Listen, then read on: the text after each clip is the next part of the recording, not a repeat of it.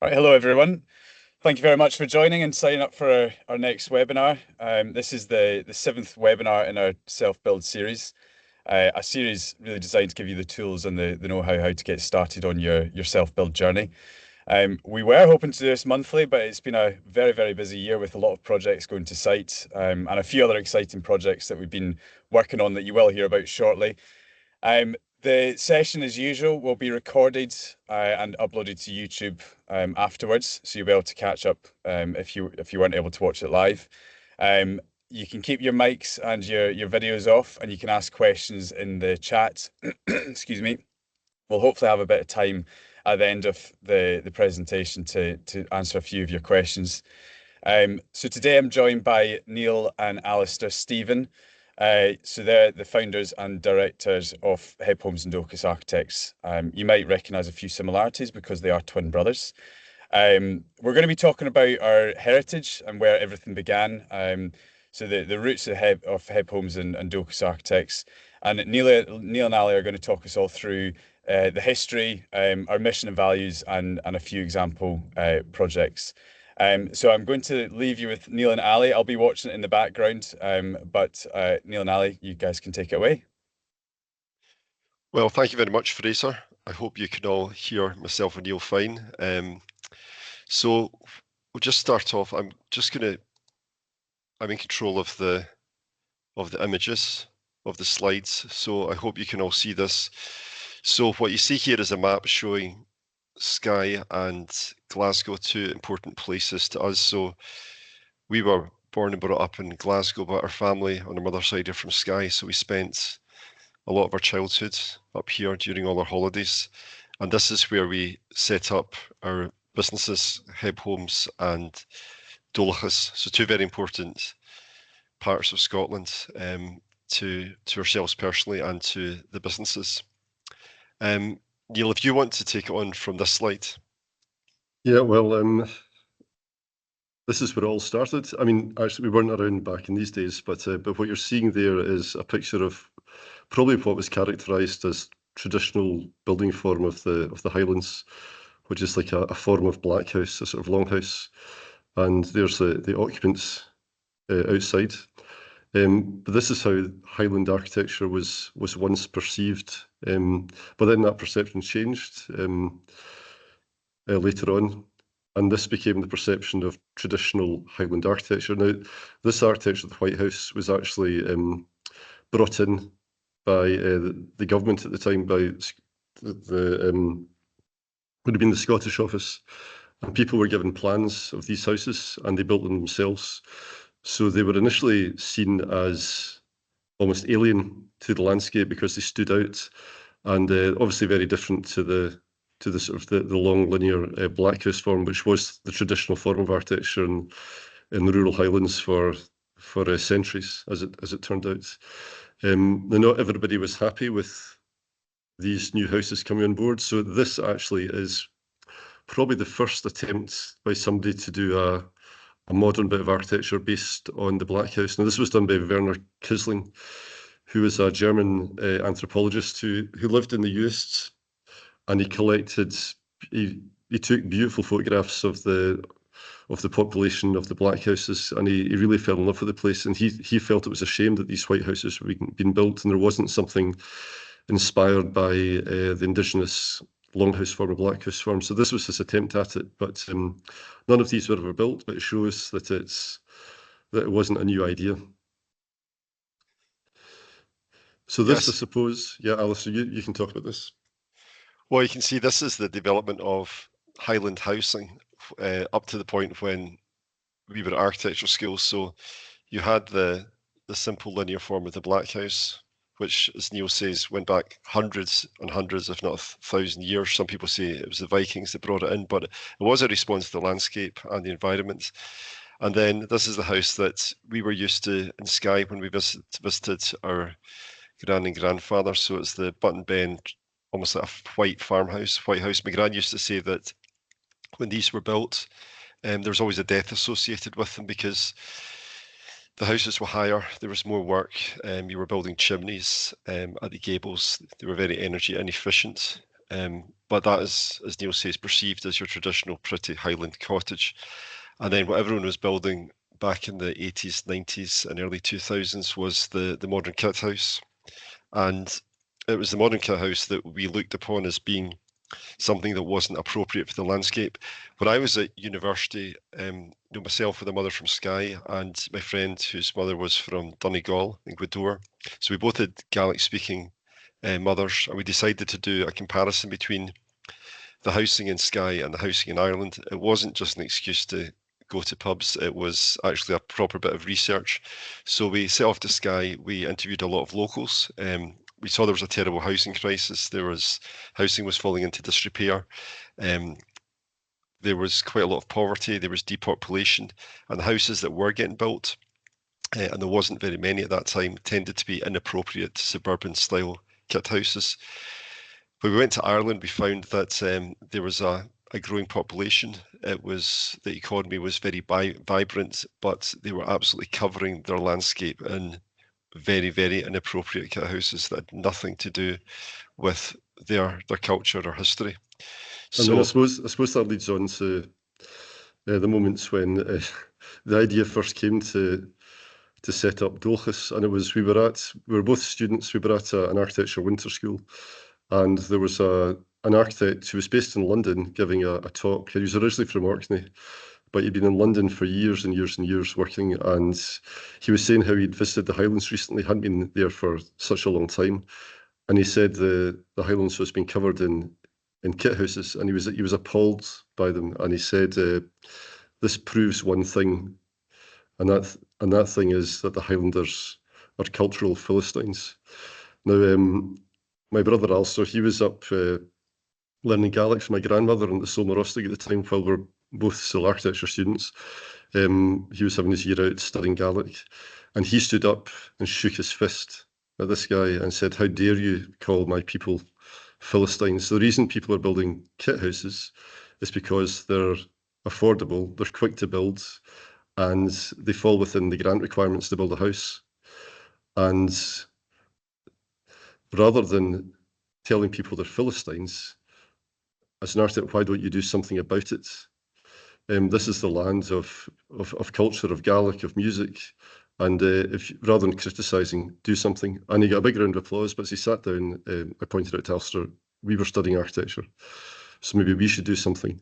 And that's how it started. We thought, okay, let's start a business while we're students and try and do something that's based on the original Black House, but also can meet the requirements that people had, which was affordability and ease of build, and something that could fit into the grant requirements that were of the time, which was the rural home ownership grant.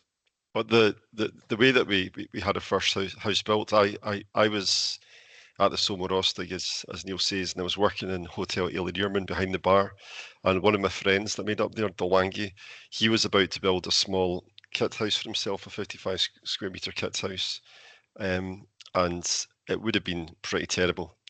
And I took in the model that I made of a modern interpretation of the old Black House, this one here. I brought in this model and I said, Dualchas, look, Dualchas, you're from the US, this is part of your cultural heritage, why don't you build this?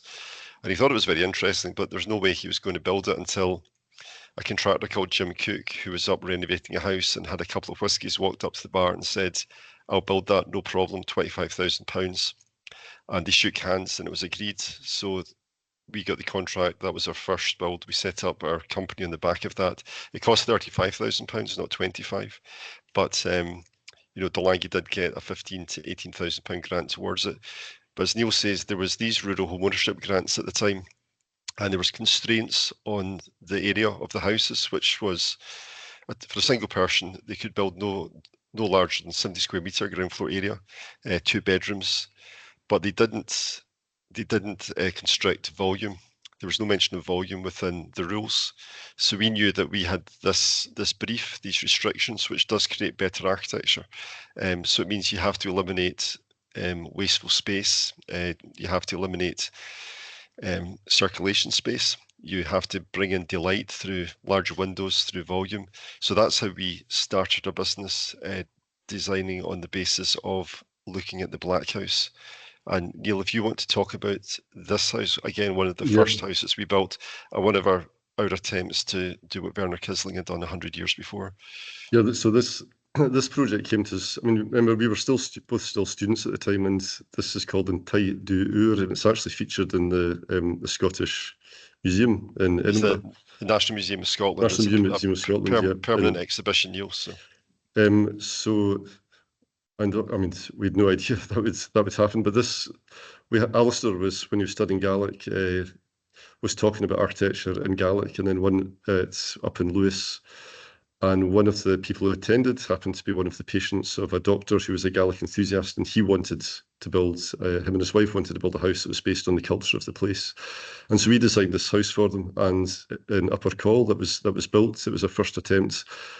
And what was very interesting about it was that, which shows you how the Highlanders perceived their own worth to some extent, was that Donna's parents said, "Why are you building a house of shame? Why are you building a house associated with poverty?" Because the Black House had become associated with poverty and backwardness, and it's because that's what people were told it was. It lost value, and so one of the things that we wanted to do was to give confidence and value to the culture, the architectural culture of the place, and not to see it as worthless, and for people to reclaim it.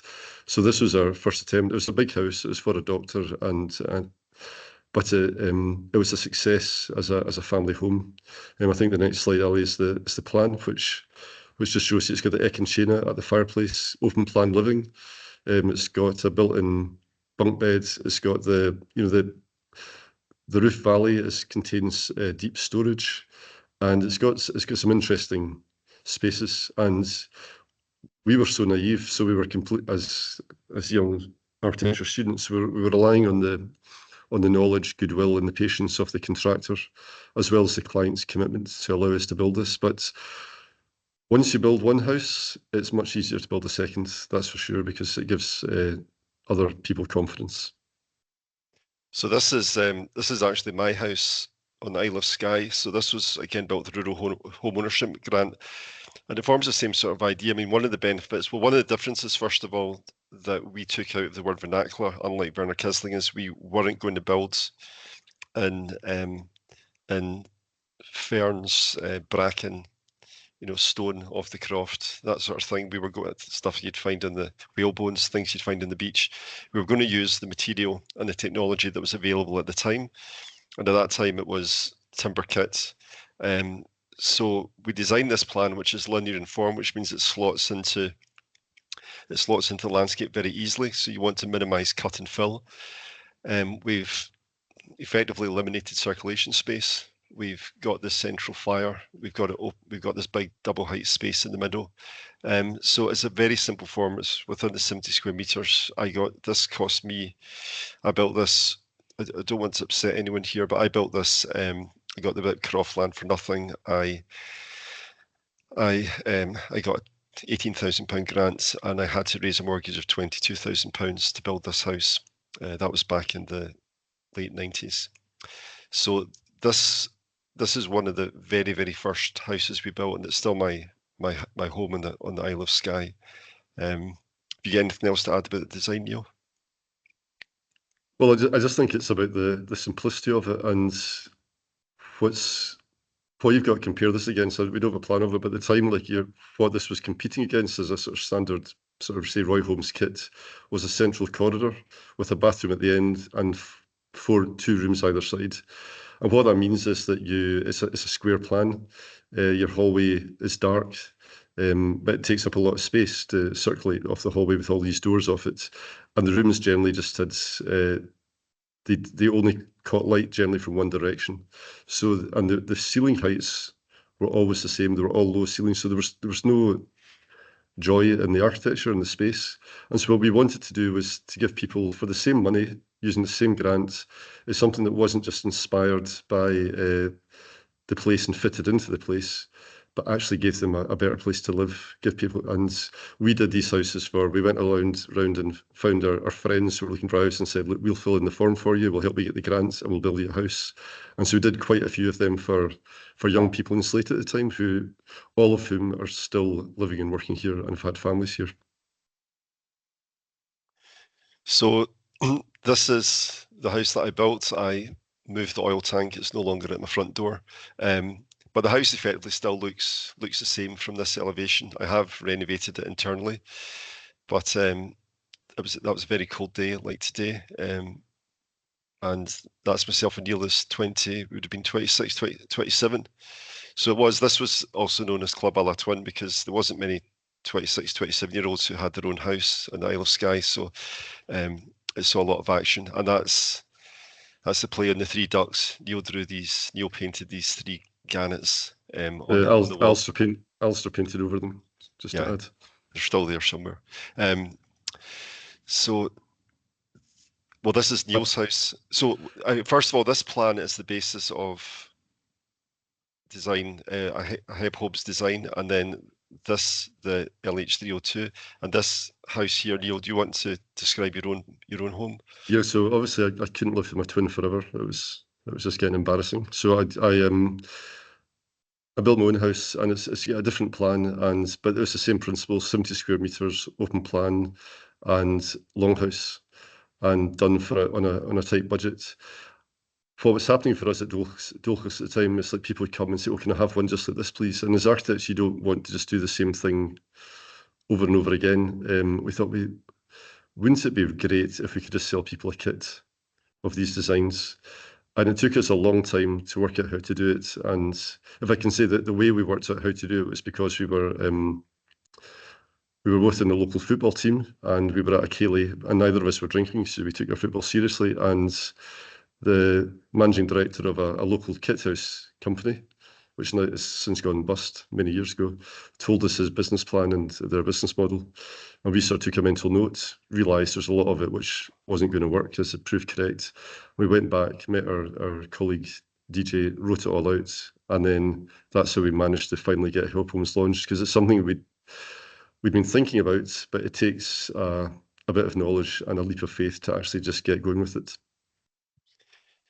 So as I was saying earlier, this is the basis of the LH202 design, and just about all of the designs at HebHomes are all based on original designs by Dualchas. So just to be clear, like myself and Neil, we set up Dualchas, and then we set up HebHomes, and we set up HebHomes with a colleague DJ who subsequently left the business, but they're two sister companies.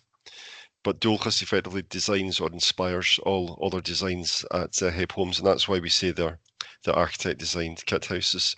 So that has gone to this. So this is a house that we recently had photographed up in Brora, and it's a beautiful house. And the difference between the houses that we build now and the houses that we built over 20 years ago, 25 years ago, is we are better at detailing.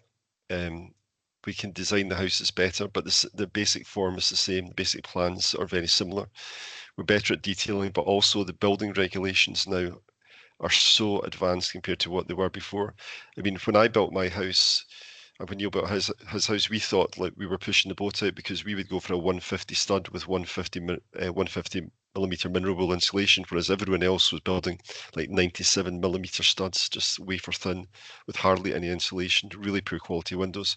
And they were using electric panel heaters to heat their houses. It was all really cheap, but you would never get away with building to that quality now because of the climate challenge. Also, they're very expensive houses to heat now then. So these modern houses like this, using our CPS system or SIP, they are very, very warm. It means that they're more expensive, but the basic principles behind them are the same. And Neil, if you want to talk about the improvement in detailing as well. Yeah, I mean, I think this is a lovely internal shot. I mean, when we first set up HebHomes, I mean, I remember we used to sort of sell the kits, but we had a limited service. I remember really well cycling around Mull, and I came across two HebHomes houses, which were simple longhouses. And I looked Be in the careful, window. Neil, they're former clients first, so be careful what you say.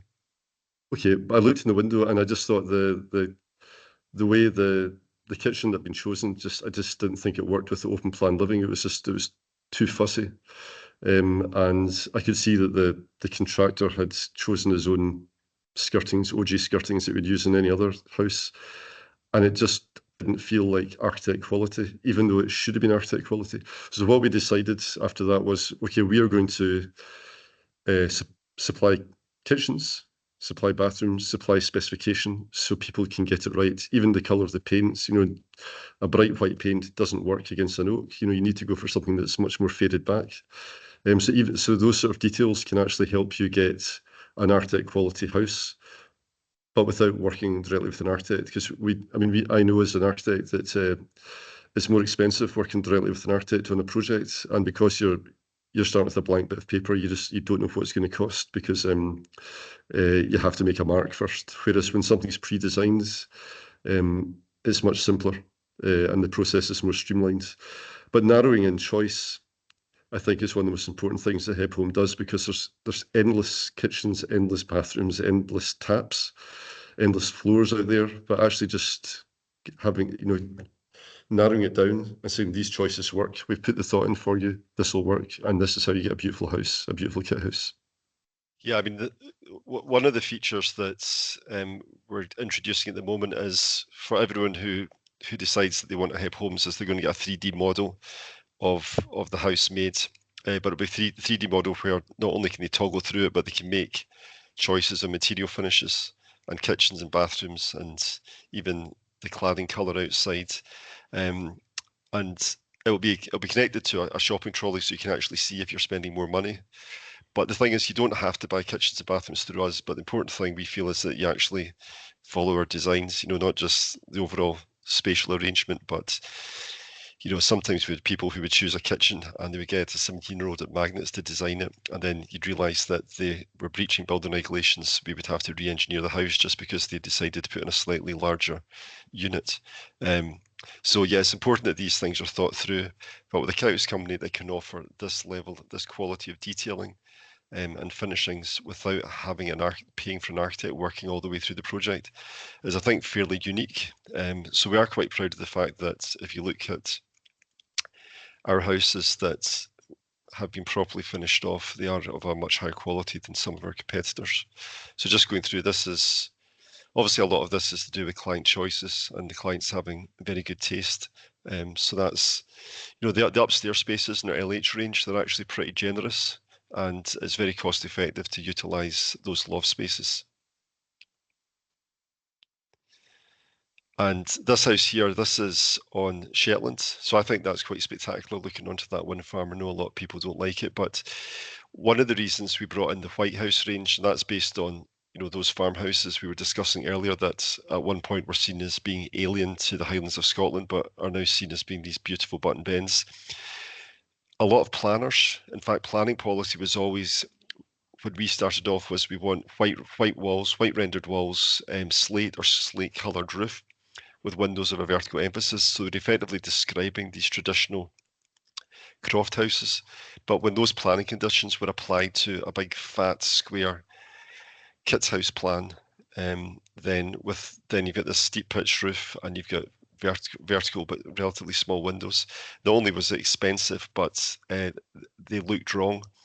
And some planners and some people, they still want the White House look, which is fine. So we thought, well, there's lots of kit house companies that are doing very inappropriate pastiches of these, so we want them properly proportioned, because they're classically proportioned. They follow very careful classical proportions if they're going to look right. So at the same time, with these houses with the small windows, they tend to be quite oppressive internally, very little light, and you can't really look out at much through the small windows with the sash and case astragal windows. So that's why this extension on the end is very important in order to bring delight back into the architecture. And that's that same house, and just a very simple double height space with a stove and large windows to capture the view makes all the difference. And that's a look. This is open plan with it. These are the these two windows here at the front, that's the small windows with the astracals to the front elevation, but we've just kept the plan nice and open with lots of light coming down and feeding through. So this house here, this is probably the most popular of our longhouses now. It was the LH102 PD for a long time. If any of you are familiar with our naming system that people quite often criticise, I got inspiration from BMW, I think, when I came up with the idea. So this is the LH702 PD.2, and it's a longhouse which probably has the most spectacular living dining kitchen space of any of our designs. And this is looking back from the living space towards the kitchen. So Neil, if you want to describe what we're seeing here. Well, I was just going to point out in the previous slide, you'll have seen the way the access road is taken in a shallow S. You know, actually the way a house is sited, how you deal with the roads, how you, even though that's just been grassed over and there's not that much planting, it's been thought about how to take in the access and how to bed the house against the backdrop. And I think one thing within our planning warrant service is we try and sort of get the best solutions for how you site your house. I mean, I still remember to this day one of our very first HebHomes houses, which we weren't involved in with the planning warrant on site, and the client got a local person up in Harris to do his planning application for him, and when he built it, we went and saw it, and the house was facing the wrong direction. The big windows were facing into the embankment, and the wee windows were facing out to the view.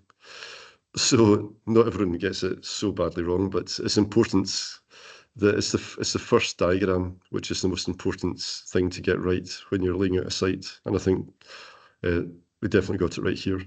But yeah, on the internal spaces, it's just, you know, there's a limited palette of materials, and I know that's kind of a cliche, but you can see that here there's a warm oak, the nice sort of olivey green colour of the fabric of the settee, and just the recessive kitchen, so it doesn't stand out, and you're being careful in how you choose your materials, so it doesn't feel too fussy.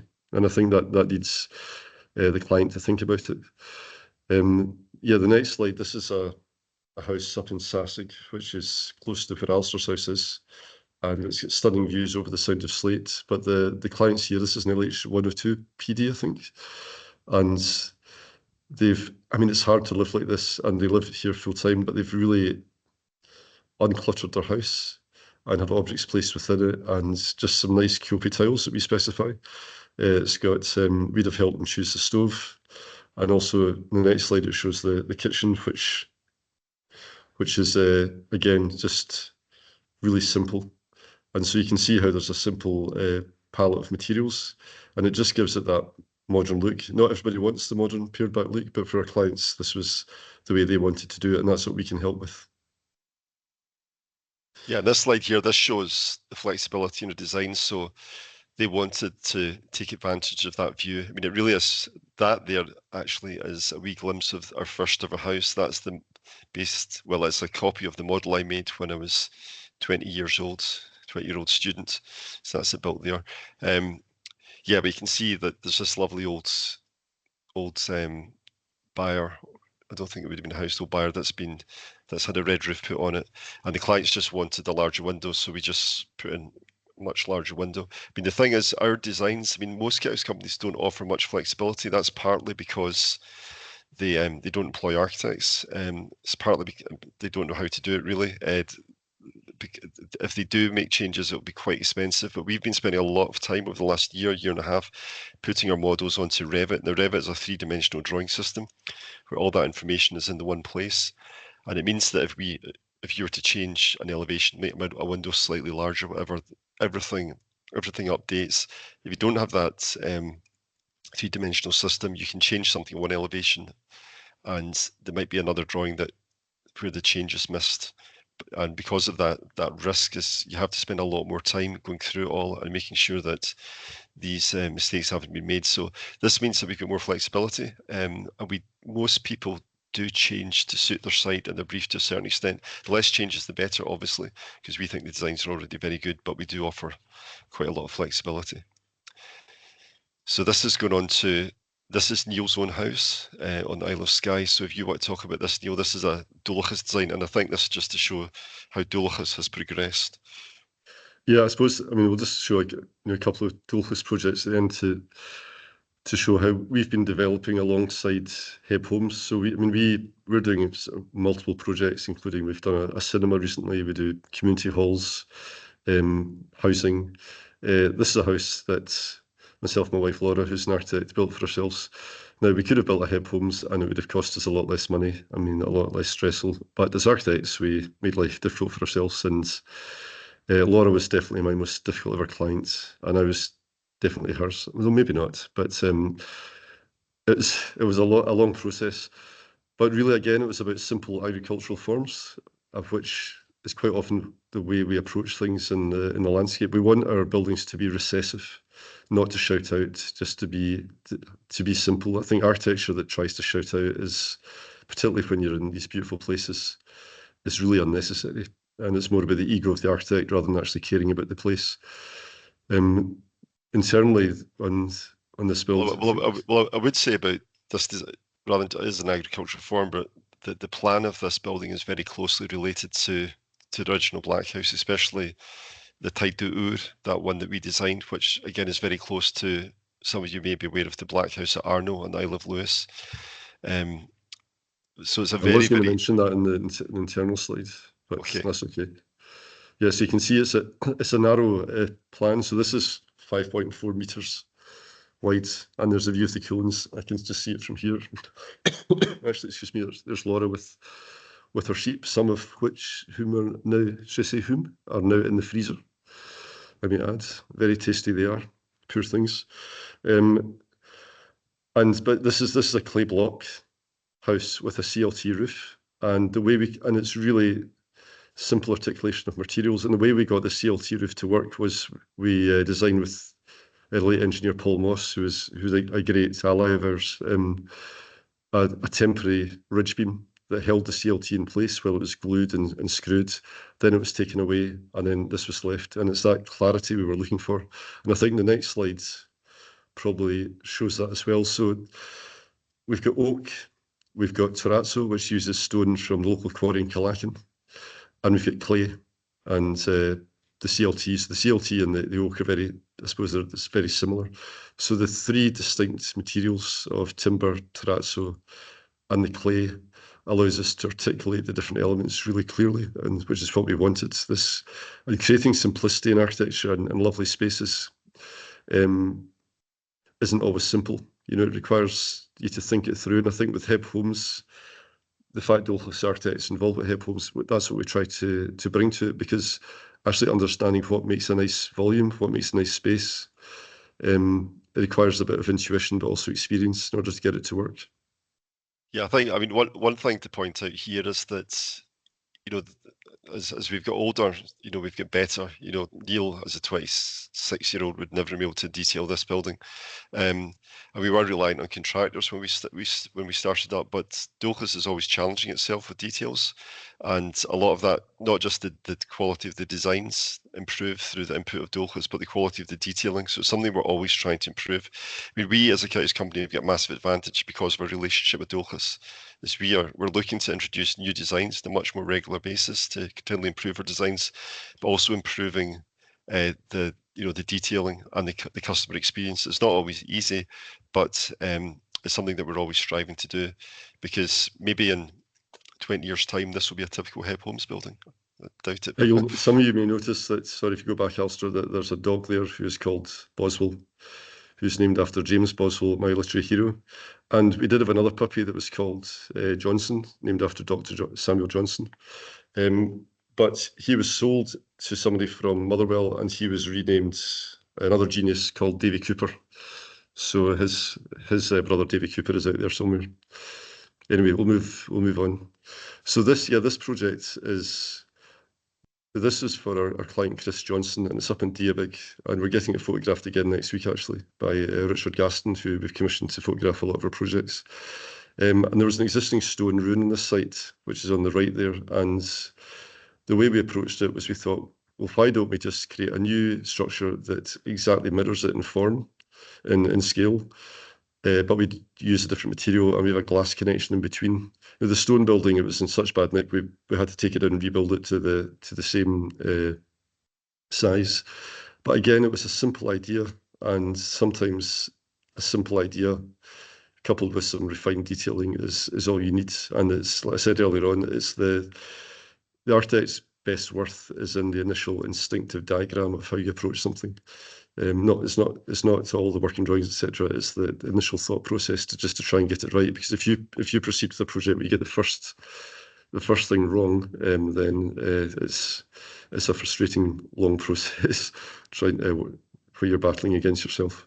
But the detailing is very important. Some of the detailing you see here is common to HebHomes, for example, the vertical large rain screen. Okay, we don't have a huge amount of time left, Neil. So we can just rattle through this. That's just a nice internal shot. Well, I can just rattle through these if you want to push it on. That's the same house, just internally. That's just some of the detailings of the junction between the stone and the glass connection. It's a nice screed floor. Now this is Borrig. This is one of our first sort of luxury houses inspired by the Black House that we did, that's on Skye, and it was done for an economist but also a Buddhist, and he wanted to create something which was a retreat from London, but it's now become, after COVID, this became his permanent home, so this is where he lives now. And again, it's based on a sort of the Black House form. It's got this, using the stone like the stackyard, simple detailing, shutters. There are rain gutters, Andrew. I saw your question. They're concealed gutters, so they're concealed behind the timber. So it's the walls strapped out, so it's external to the building envelope, but concealed behind the cladding.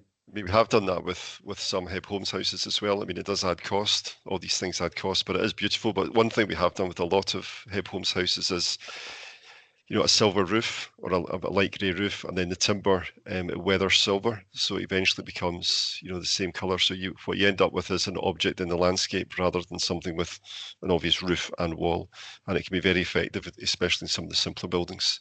So that's the interior. Yeah, and again, it's just simple material. There's Caithness stone, oak faced ply, and try to focus on the view, just keeping it really simple. And if you want to, we were up here recently, and this now is surrounded by trees and bushes and heather and mosses. It's pretty spectacular. But that's a man-made infinity pool, which. Well, actually, apparently there used to be a loch in there. That was all just dry land, and then apparently there had been a loch in there like a long time ago, but the crofters on the site had dammed it, and so just when the building was finished, we undammed the burns, and then this pool appeared, and it's just full of bird life, and there's otters use it, and yeah, it's really wonderful. And that's just and so that's your internal Gaelic call that tohta. It's the internal wall heads where they've concealed the lighting, and then these deep walls, if you actually press them, that's where the TV and high Wi-Fi equipment and books are stored. So they are all cupboards along here. Dominic's been a Buddhist. He wanted it uncluttered, and you can see, it's all the tiles, the Caithness tiles lined through with the lines of the timber. I mean, so everything lines through, and it was a real feat by the contractor. So this is just to show, we don't do lots of stuff the same. This is a house that was shortlisted for House of the Year. My wife Laura designed this, called the Black House. The program makers were insisting that this was inspired by the Black House, the old Black House, and she was trying to explain to them it wasn't, but they just wanted her to say this was inspired by the Black House. I mean, it's ludicrous, isn't it? But anyway, this was all about the journey, where when you approach this building, you don't really see the view, but then you journey down into the building, and you go down to get the view, and it's cantilevered out over the sea. So it's you have to be in it to realise just how spectacular that view is with that wall of glass. Yeah, when the tide's in, you think you're in a ship. So that's another image of it. That's books at the top. Yeah, question from Claudia: are we involved in the planning process yet? HebHomes offer a planning and warrant service, so we can. within Scotland. I think further afield, it's much more appropriate and simpler if somebody locally does it, because it's just they have a better understanding of dealing with the local planners and characters. But we have a very good relationship across Scotland. Yeah, we do have agents down in England who can take it on for you that we can recommend. But if you are in England, we used to do it, but there's a problem in England is that all the neighbours want to complain, and there's meetings on site with the county council and stuff, so we don't want to get involved in that. It's better if it's someone local. So do you want to describe this project, Neil? Yes, so this is a project that's hopefully just about to get planning. It's for Wildlands, and it's up in Tongue, and it's due to start on site very soon with the groundworks, we hope. And again, when we were designing this, like the client, Anders, he really wanted something that was inspired by the architecture of the place, but it's a very steeply sloping site, and the brief was fairly extensive. But when we actually came back to it, the simple longhouse form works best. So these are simple longhouses, but there's a sort of base course of stone with a simple sort of CLT structure sitting on top, and again, sort of pared back detailing, but also like with the planting, etc., trying to create something really beautiful. So that really simple inside. This is all done in CLT, carefully detailed, and some of this will be affordable. Some of this will be affordable housing, but even though you can see it's quite expensive, but it's going to be really special. And what's nice for us at Dualchas is to take all the knowledge that we've learned over the years and actually apply it to create some beautiful new housing in a really, really special part of Scotland. Well, what I'm going to do now is share something that very few people have seen, which is the Biennale film. So, do you want to describe how that came about while I get it set up? Sorry, I just muted myself.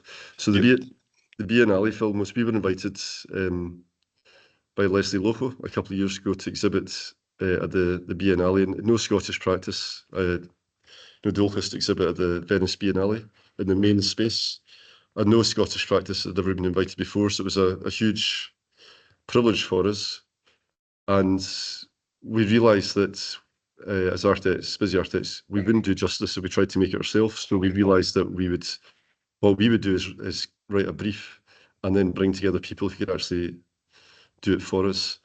And fortunately, Rory Flynn, fellow director at Dualchas, his sister, Cal Flynn, is an award-winning writer, Sunday Times bestseller, and his brother owns a music production company that knows lots of filmmakers, etc. So between them and also knowing some local guys, we pulled together a team. They interviewed us. We wanted to tell the story of Dualchas in a film that actually people who didn't know anything about us and knew nothing about Skye could connect with, people from across the world.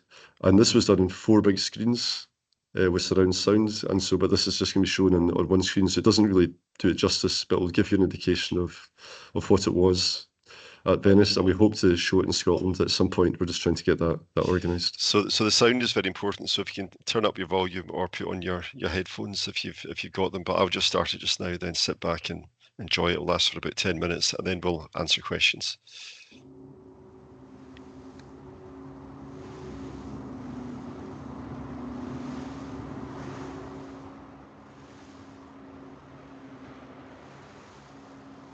Land has been in my family for so many generations.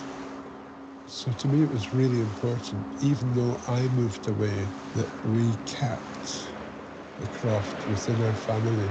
And to come back for the first time, it's not just me coming home, the fiddles come home as well.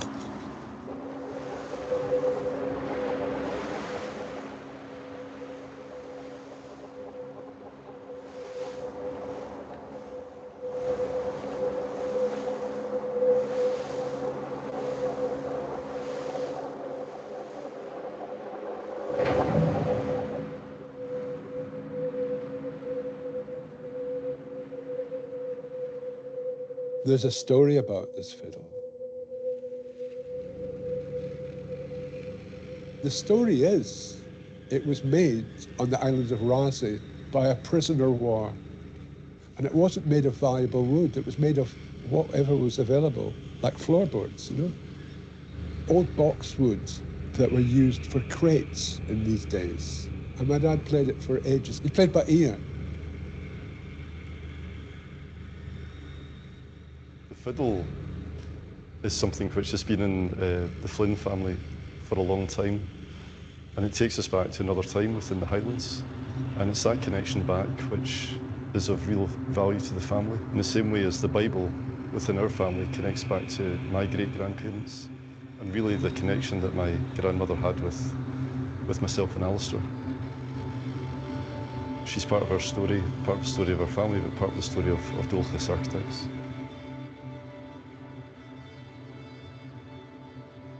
We'd be up here, we'd our bed each. I don't think it was quite laid out like this. We'd a drawing board in the corner. And Gran, there was one phone in the house downstairs, so if we ever got a client phoning, and we only maybe had 1 or 2 clients, Gran would be our receptionist.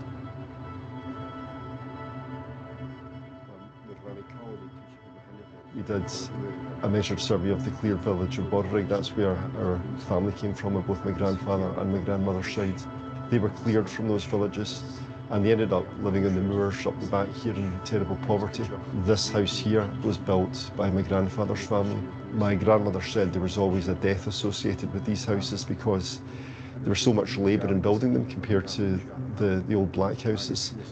This is not the house that gave us inspiration for our practice. It was the black house.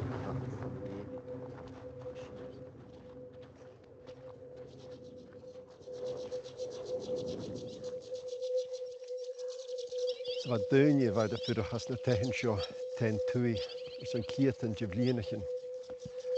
Ach, aan de jo, aan de borrig, waar je in een voertuig, agus van koeltes, waar eet kremestje, waar briestje, agus machine, een keteraas is minder gekruisje, bij kollig met een de hacherschien, met een beger en sneefschien, eet jarig, agus chines karach.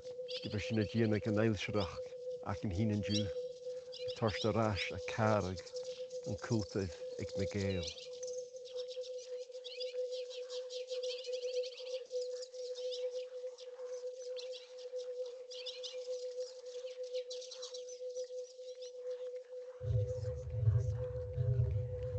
Wel, os y siawn emsir, mae dwi'n y cet yn y ten dŵr gyroed boch ar y môr yn ffemas as na ten achge, faint gyma'r ffat yr as, rosiog, as y can yn achge, agos ar y môr yn ffemas cydioch as nicol siachge.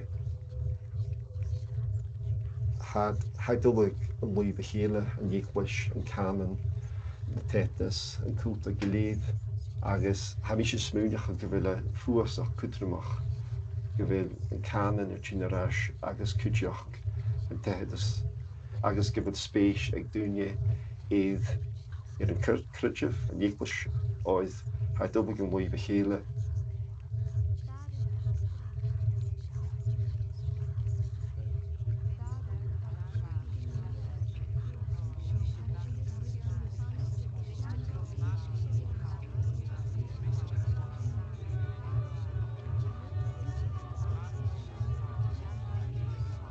My mum was originally from Skye, from this croft.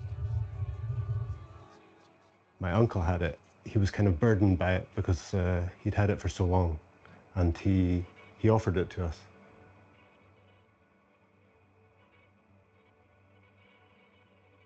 Something that had been a burden to him was a blessing to us.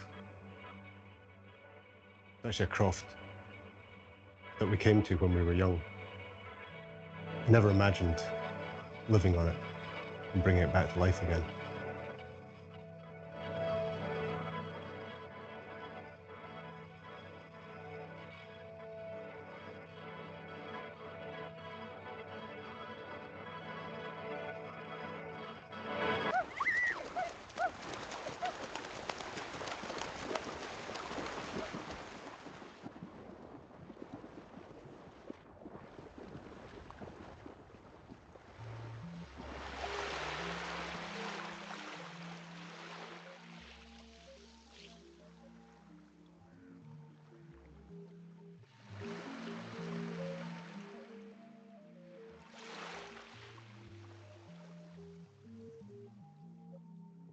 Well, I think as architects, we have a responsibility towards a place.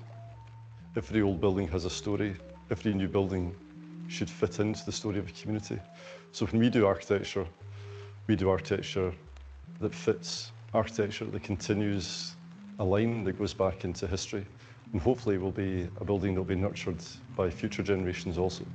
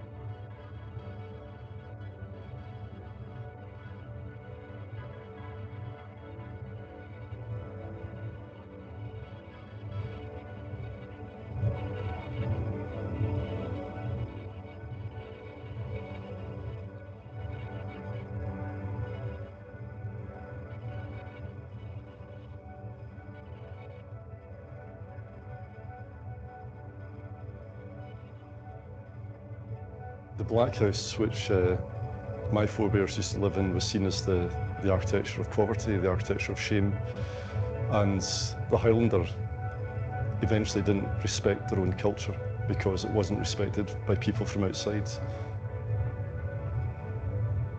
Often there's things in our life that we hold dear, that we value, and sometimes need repaired, sometimes need to be nurtured. And I think with our own culture, with our own architecture, we have to take that approach too.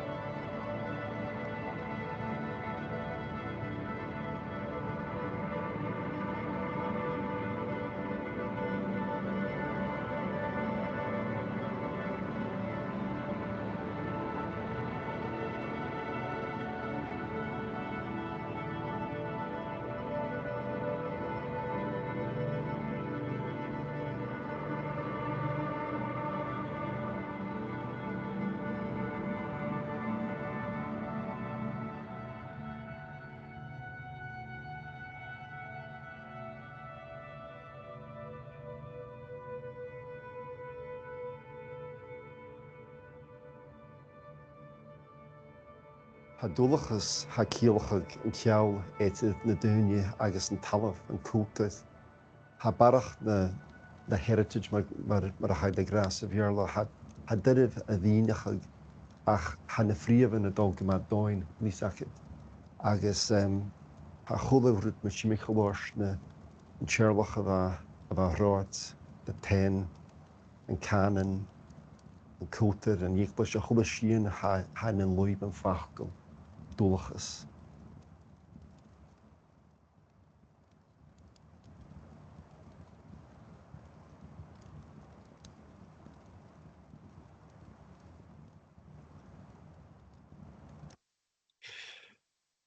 Okay, hopefully you're all still here. So I think, I'm not that was the Biennale presentation. As Neil says, we hope to show that in Scotland, where it's a complete immersive experience.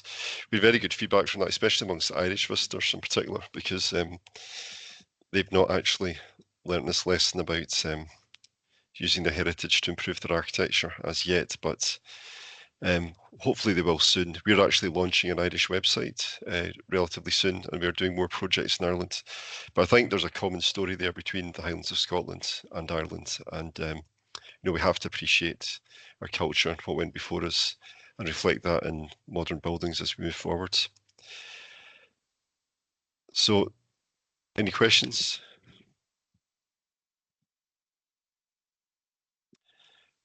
I think we've answered most of the questions, unless I'm missing some.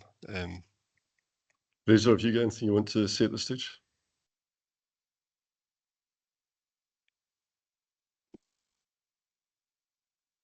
Not really, guys. It was great to see the video. It's a very emotional video. It gives me a lump in my throat every time I see it, because it just shows the purpose and values and everything that we've worked towards as a company. So thanks for showing it to us, and thanks also for talking us through the history and heritage. And I hope everyone else has found it very inspiring and helpful to understand where we've come from. But I think we've gone through you've gone through the questions as we've gone through the webinar, so we can probably wrap up there neatly in time for 2 o'clock. So thank you both, Neil and Ali, for your time and for running us through the history of the companies. Well, it was our pleasure. It's good practice for me, because I've got to give a presentation of this to students in Aberdeen in January. So I hope I can memorise this. That was I mean, great. I think Thanks very it's much. well, that's good. Well, I hope everyone enjoyed it. And yeah, if any of you want to get in touch with us, if you've got any potential projects, whether it's Dualchas or HebHomes, if any of you do contact Dualchas, there's now no excuse not to pronounce it correctly. But that's great. So yeah, I'll say goodbye. Fraser, if you want to wrap up, then that'd be great. Yeah, thank you all for joining, and we will hopefully squeeze in another webinar before the end of the year. And when we get something planned, we'll send out the email invites. But thank you everyone for joining. It's been lovely having you, and hopefully we'll see you all at the next one. Thanks, Neil and Ali. Okay, cheers now. Cheers. Bye now. Bye bye.